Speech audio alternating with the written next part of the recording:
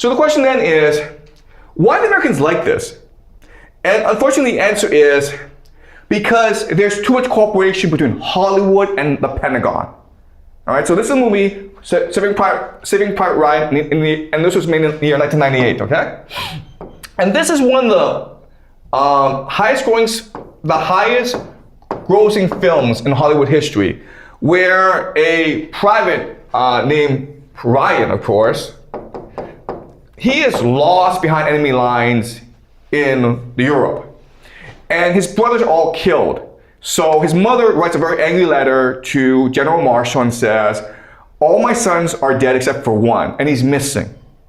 And so General Marshall is like, we can't have this. Okay, this makes us look bad. We have to win the home front. Okay, Europe, this war front, it's secondary to the home front. We need to make sure that the American people are fully behind this war. So he sends a team led by this man, played by Tom Hanks, to go and save Private Ryan. And they do, but at the cost of his life, okay? And this movie is based on a letter that Abraham Lincoln wrote to a mother in the American Civil War, okay? 1864. And this is considered one of Abraham Lincoln's most brilliant pieces of writing. Okay, so Amber, could you help me read this, please? Dear Madam, I have been shown in the files of the War Department a statement of the Adjutant General of Massachusetts that you are the mother of 5 sons who have died gloriously on the field of battle. I feel how weak and fruitless must be any words of mine which should attempt to beguile you from the grief of a loss so overwhelming. But I cannot refrain from tendering to you the consolation that may be found in the thanks of the Republic they died to save. I pray that our Heavenly Father may assuage the anguish of your bereavement and leave you only the cherished memory of the loved and lost, and the solemn pride that must be yours to have laid so costly a sacrifice upon the altar of freedom. Yours very sincerely and respectfully, A. Lincoln. Great, okay. The sacrifice upon the altar of freedom, okay? So our democracy, our republic, is our God. And our sacrifice is worth it as long as we can maintain our freedom and our liberty, okay? And this is the defining theology of the American military. All right.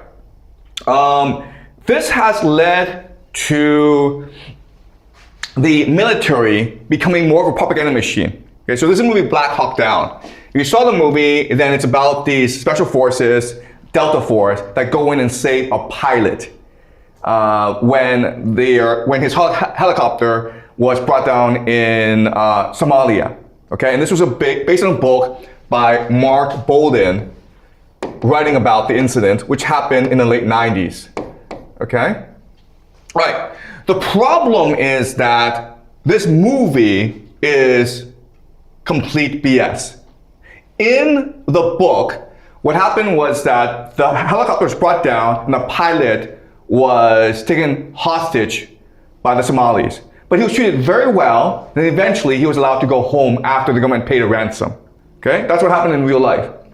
But in the movie, what happened was that Delta Force went in and saved the pilot from those trying to kidnap him. And this goes back to the mythology of no man left behind. Now, there's a very important scene in Black Hawk Down where a general confronts Delta Force.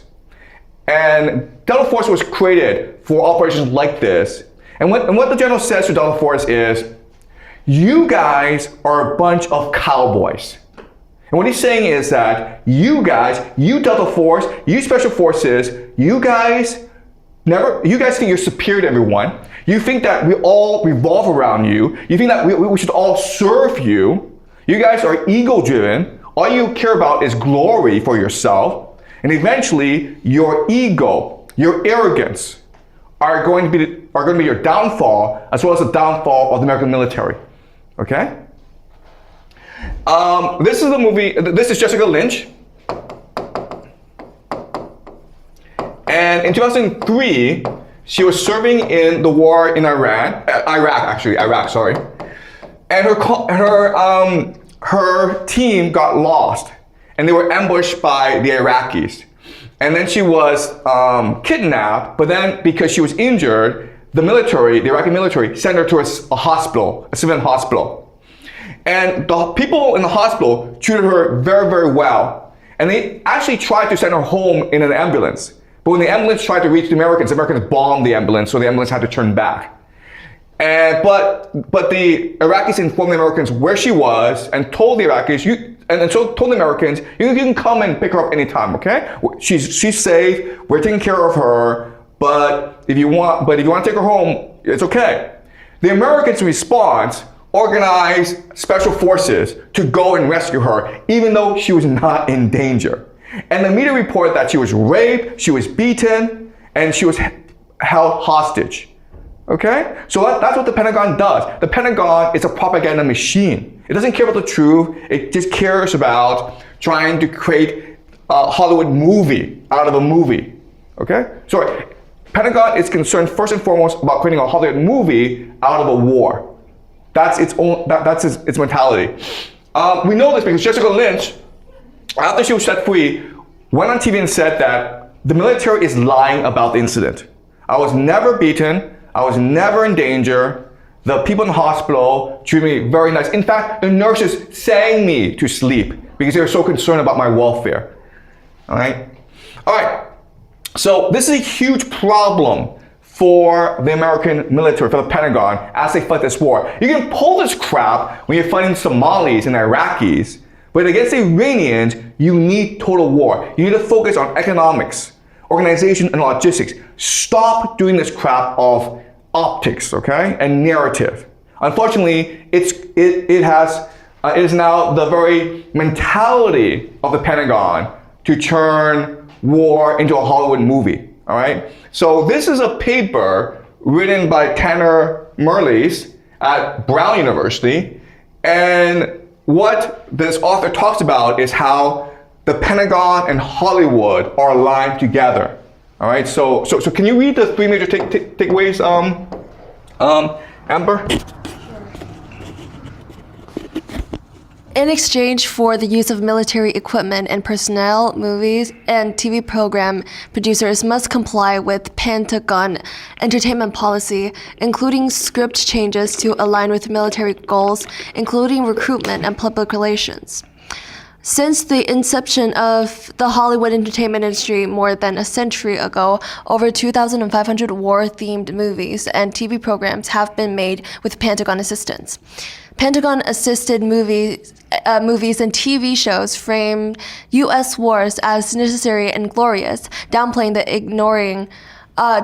or ignoring the human, social, and environmental devastation war causes, particularly for civilians.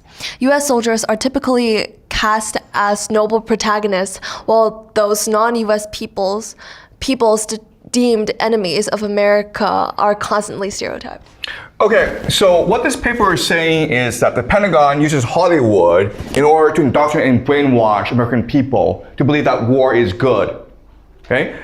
So that's true, but what's also true is that by working with Hollywood, it brainwashes the Pentagon to believe that war can be like Hollywood. It can be perfected. As long as you create a good script, it will work out in the end. Okay, and this will lead to disaster in Iran. So think about, again, Donald Trump, where it's a failed ground invasion. And so if it's a failed ground invasion, what you do is you go back, you sit down with Pentagon planners, and you figure out what went wrong and how to never make the mistake again. But Donald Trump does not want to admit it was a failed ground invasion, so they made up a stupid Hollywood movie, a stupid Hollywood script, that this was a rescue of an American pilot, that it will turn into a Hollywood movie at some point. And so from their perspective, this is a huge success, okay?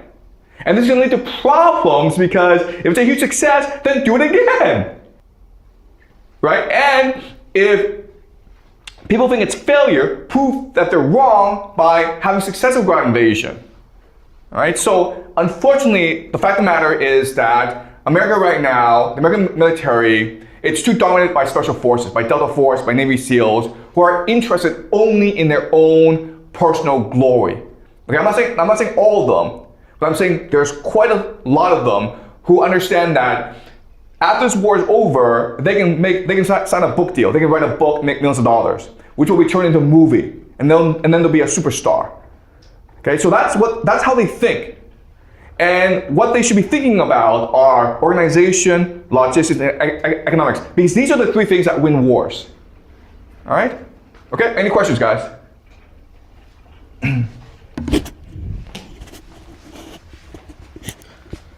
I personally also think that America is likely to make a movie about saving the pirates in Iran, but I think it will be similar as Saving Pirate Ryan. But could you please tell me whether the plot of Saving Private Ryan is true or is just made it up? Yeah, it's just a made up movie. Yeah, most of these things are made up. Okay, they didn't really turn out the way that they do. But like the problem with Hollywood is that it's so seductive, it's so attractive that people think they're true, okay? People think that the movie is more true than real life. And that's how not only the Pentagon works, but also like all of American society works now. Americans live in their own fantasy world created by Hollywood. And the realities of war are too far away for them to care about, okay? I mean, Americans think that, oh, at worst case scenario, the food prices will go up. And you can't really imagine how this war will forever change the world as well as America. Okay? Yep. How many more of these spectacles do you think America can afford recreating? Or let's say, how many more times would America learn to understand that this optical Hollywood act will no longer work for their plan? Will they ever work? Okay, that's a great question. The answer is they will never ever learn, okay? Because they live in a different reality. Like Donald Trump surrounds himself with people who just tell him what he wants to hear. And the reason why he's able to go in front of the press and say, what a great success that we had in saving the pilot, okay? The reason why he's able to do that is because he himself believes this, okay? He lives in an alternate reality, a fantasy land. And that's why he's able to so convincingly tell the press and the American people that this was a great success, even though if you look at the evidence, this was a tremendous failure. And unfortunately, this will not change. As this war continues, you have more incidents like this. We just say it's a failure that the American military and Donald Trump spin as a tremendous success. And so the American people will continue to believe that this war is going well. Okay? And we know this because this is exactly what happened in Ukraine. For the past few years, Russia has been dominating the battlefield and has been killing many Ukrainians. It's been a disaster for Ukraine, but you don't know this if you're American, if you're an average American, because the news tell you that this war is going great. One more day, guys, and Putin will fall. One more day, the Russian economy will collapse, the Russian people will revolt, and Putin will be out of office. One more day, and Ukrainians will reach Moscow, okay? Same situation here, where one more day, and Iran will surrender. One more day, the Iranian economy will collapse, the people will revolt, and then we'll have peace in the Middle East. Okay? So unfortunately, this is modern war where it's really about optics. But again, if you want to win this war, don't focus on optics because ultimately, you're the one fooling yourself.